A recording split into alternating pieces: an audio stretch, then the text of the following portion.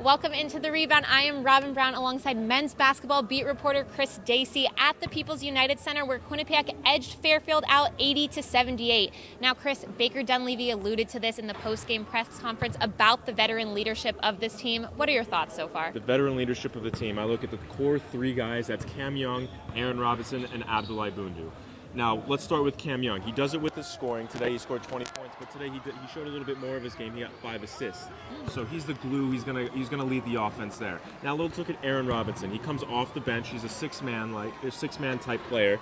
He's gonna shoot some threes. He's a 3-and-D guy. He did a great job today shutting down some of the Fairfield guards, and he hit a big three with under 4 minutes left that pretty much put Quinnipiac ahead and set the tone for the rest of the game.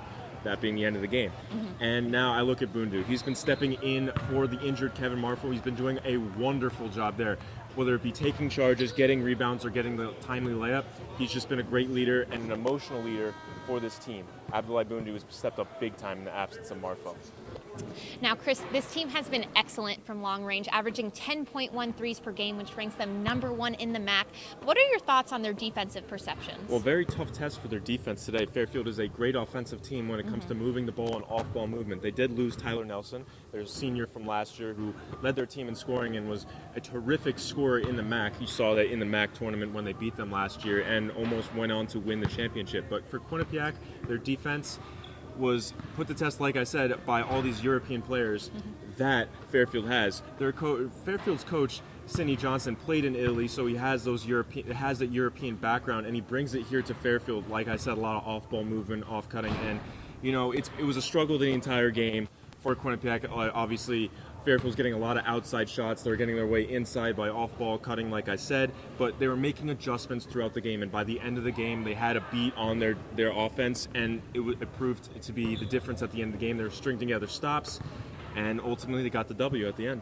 Well, just a 2-point W that Quinnipiac was able to get, but this in-state rivalry, do you think that it's becoming an all-time series? It's getting there. Obviously, Quinnipiac struggled before the Baker Dunleavy hire, but last year, if you look at the 3 games they played, it was the first game here at Lender Court was a 5-point win for Quinnipiac, 75-70, and then they went to Fairfield. They played a double overtime game where Fairfield won 102-98, and then in the MAC tournament semifinals, Fairfield edged out Quinnipiac with a 10-point win with some free throws at the end, and then today a 2-point victory from Quinnipiac.